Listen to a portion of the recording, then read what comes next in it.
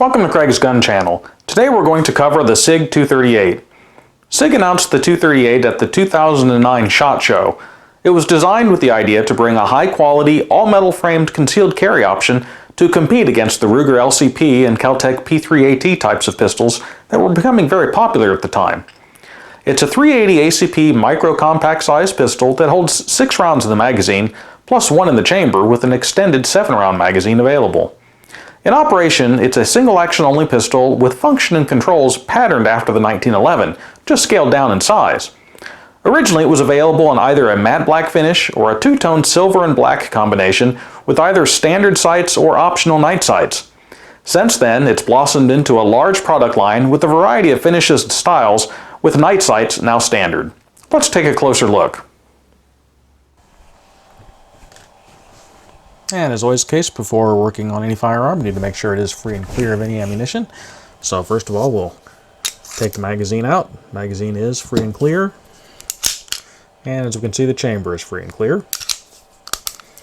So go ahead and take a look at the controls and design features of the SIG 238.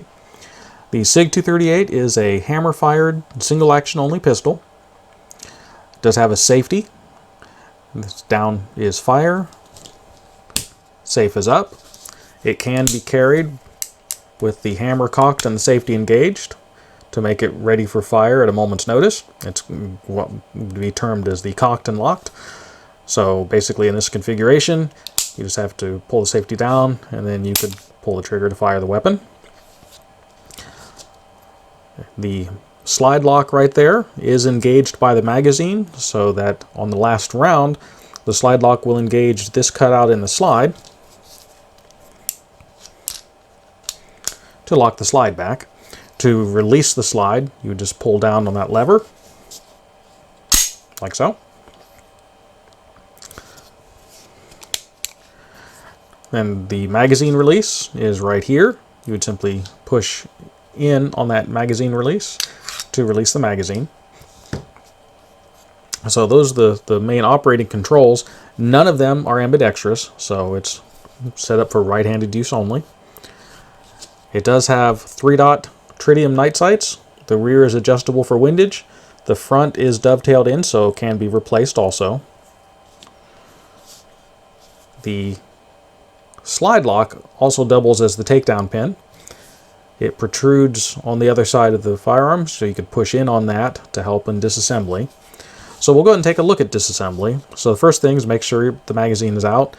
Go ahead and cock the hammer back. It just relieves and removes that extra spring tension to overcome on the slide. You would need to pull the slide back to where this cutout in the slide aligns with the section the retaining section on the takedown pin, which would be right around in here. So go ahead and pull the slide back until that lines up. Once that lines up, you can push it through from the other side. And it only comes up a tiny bit, and then you'd have to lift it out with your fingers. So once that's out, the slide will just come off the frame. So we'll take a look at the frame. Of course, we have our hammer here. This is the ejector right there. And this is really about as far as you would want to disassemble this. That's the disconnector right there that disconnects the trigger from the hammer. So when the slide goes back, it would push down on that to disconnect it. That's what keeps it semi-automatic. This spring is what applies spring tension to the takedown lever to keep that basically down so it doesn't accidentally lock the slide back.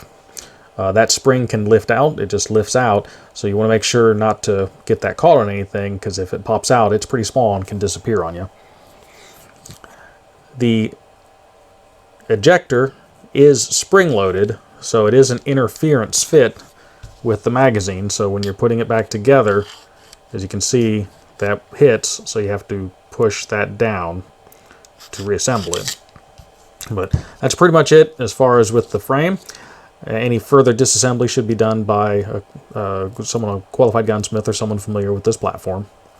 So you'd really just want to clean out the rails, wipe everything down, and then a light coating of oil for corrosion prevention and lubrication.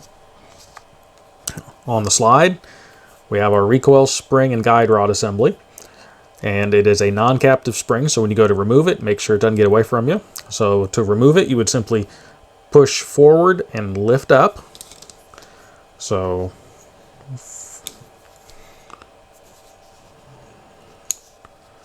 and it's kind of small, so getting a hold of it's sometimes a challenge. So forward and up, and then that comes out.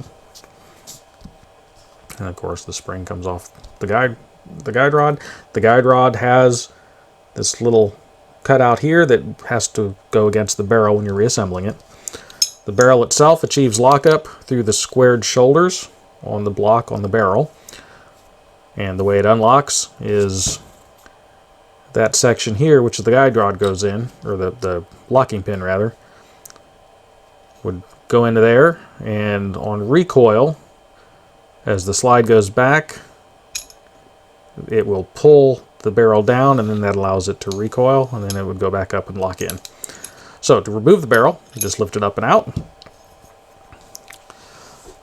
So on this, you'd clean off the rails, wipe everything down, just basically clean it all, give it a good scrubbing. This is the extractor right there.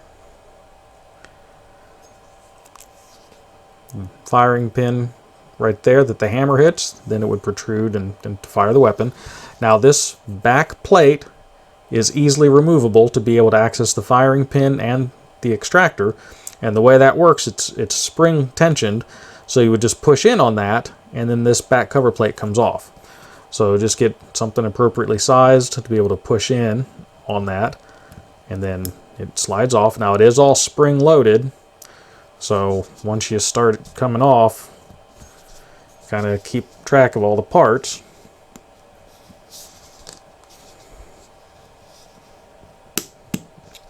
So there's the cover plate, the firing pin, and its rebound spring right there. The extractor, you can just kind of push in, and then it comes out the back. So that's fully assembled now, the slide. Now on this back cover plate, it's kind of hard to see. It does have a rounded off edge and a sharp edge.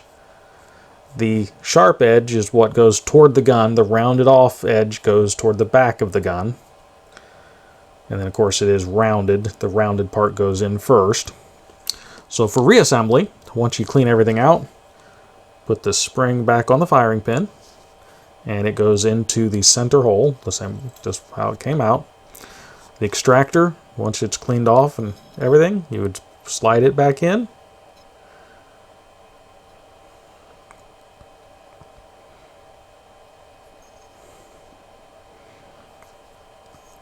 Like so. You would go ahead and start putting this in. It goes into the grooves right there in the slide. So you'd put that in, and then you need to get something there again. You can use the same thing used to disassemble it to push that firing pin in, and then slide the cover over it. Once the cover is over it, it'll hold it in place. Then you just keep pushing the cover down until it locks back through, and it's reassembled. Once you clean the barrel off inside and out, put it back in place, put it in its locked position. On the recoil spring, put it back into the front section on the slide, and then kind of guide it in. And there again, make sure that that cutout for the barrel goes toward the barrel. And then as far as where you're putting it, this flat edge will go against the flat section of that block.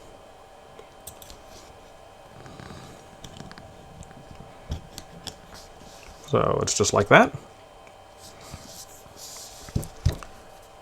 Then you would line up the rails on the frame with the rails on the slide.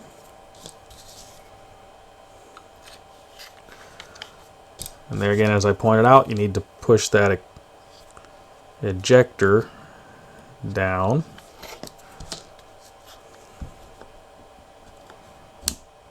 And you may need to push it down with something a little bit. There. Then you slide it back.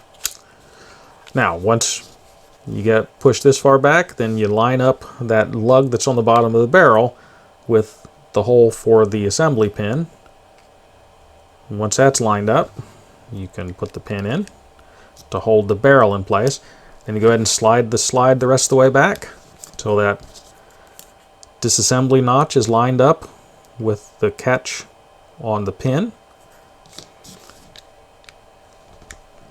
And once that's lined up, you push it in place and you're reassembled.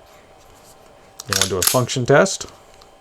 So pull the trigger, hold it down, cycle it, make sure the hammer locks back and the trigger engages, so listen for the click and make sure it functions, and we're reassembled. At the range, I found that the recoil, while noticeable from being such a small gun, is very manageable.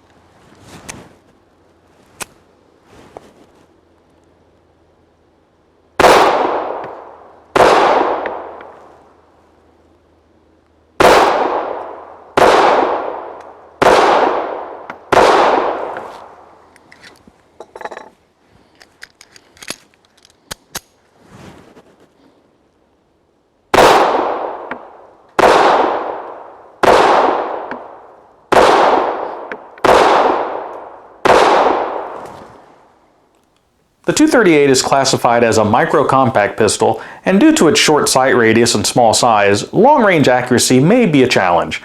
However, at its intended range as a self-defense pistol, I found its accuracy to be more than adequate.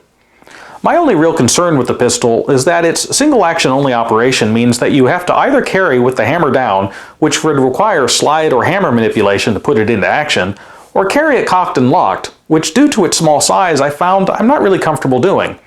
In either event, it's a pistol that requires skill and familiarity to be able to effectively and safely use for its intended role of concealed carry. It's not a pistol I would recommend for someone of lesser experience in that role. Shortly after the pistol was released in 2009, SIG issued a mandatory recall of all 238s as they had determined that a small number of them may have safeties that were out of specification. This created a situation where the safety would not fully engage, so if the trigger was pulled with the safety on, while it would not fire then, it may inadvertently fire when the safety was released. This only impacted firearms manufactured in 2009 with serial numbers ranging from DA000501 through DA003216. If you possess one in that range and you're not sure if it was sent back for repair, I would urge you to contact Sig Sauer and they should be able to advise you. At Craig's Gun Channel, my goal is to remain objective and honest about all of the opinions I express on the items I feature. I do not receive payment from any of the companies whose products I cover, and I would ask you to please consider supporting the channel via Patreon or by purchasing CGC gear from my website.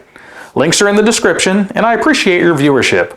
I value your comments and feedback, and as always, until next week, stay safe.